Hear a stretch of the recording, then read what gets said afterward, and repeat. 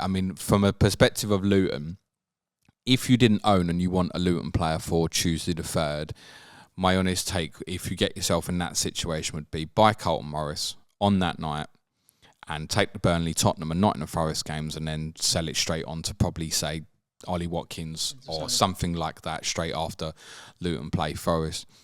Burnley's more interesting now from this point if you had no Luton-Burnley coverage. And, of course, it is a typical fixture where, of course, you can skip it. Absolutely you could. You could definitely sit there right now and go, I'm skipping Forest-Burnley, I'm skipping Luton-Burnley.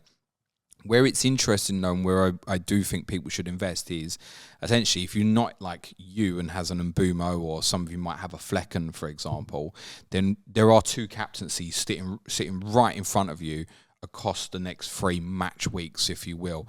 So there are effective 5v1s or 5v2s if you're going to captain this player twice.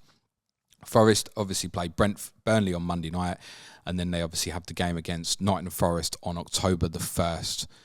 Which I found out through Ian Parrin had said the reason there's only a 2 o'clock game that day rather than a 4:30 as well is because it's Ryder Cup weekend. Okay. That's the reason why, and obviously Sky want the coverage to go straight to the Ryder Cup. That's the thinking apparently, and that makes sense actually.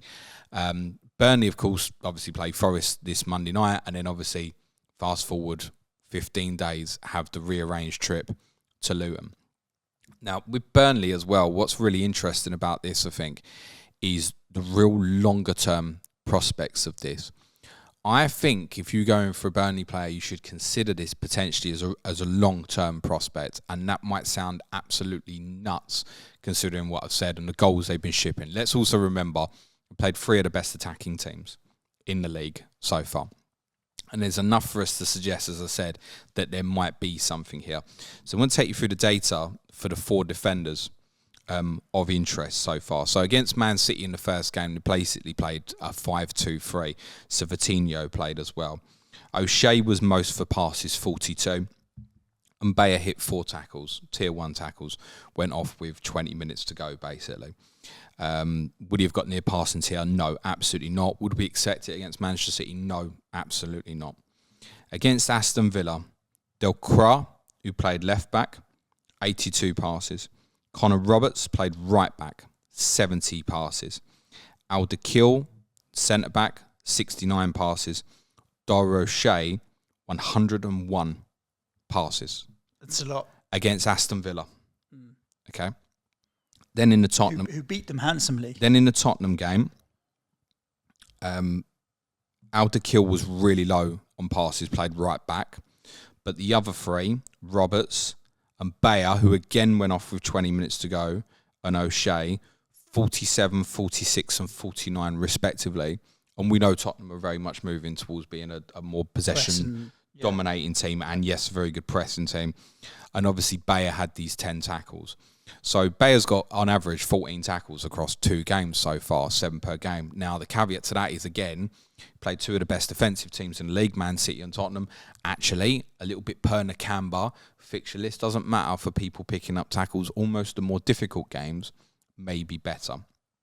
I think the reason I like Beyer as the best shout as 6.6 is there's a couple of reasons. I think Roberts could be quite interesting. If you look back at the data in the Championship last year, Roberts for passes comes out best in terms of average per game.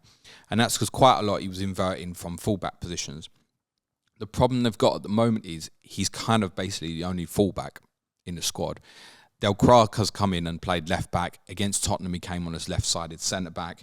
He himself actually picked up 26 passes in the second half. So again, it's kind of ranking towards the others. Like if you're playing in that defensive line, it's similar numbers to what the others were producing.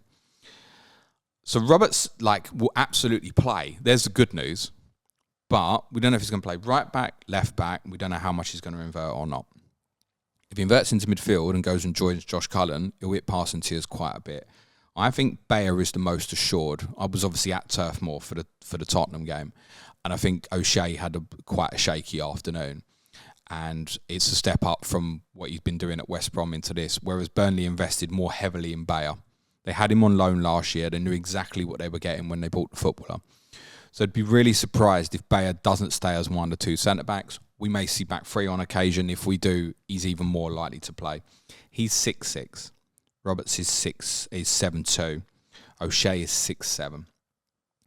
And the reason I think if you go for one of these, it should become long-term is looking further ahead. Because when you look at the immediate and you go, we spoke about this previously and said, well, if you want Burnley, it's probably Forest away, Manchester United at home, and then sell. This time, though, you'd be carrying on longer, right? You go Newcastle away, then you've got the single game day against Luton. Then there's Chelsea, and you could arguably say sell again. But once you've got to that Chelsea game, you've got the rough fixtures out of the way. What follows afterwards are a set of fixtures where passing tiers, I would suggest, are likely. Brentford, Bournemouth, Crystal Palace, Arsenal obviously not, West Ham, Sheffield United, Wolves. Then Brighton would be an obviously not, but then Everton, and then Fulham is a maybe as well. When I look at those fixtures and what I've seen from Burnley so far, I think there's passing tiers in around about half those games. Now, the caveat is, of course, is they're conceding too many goals.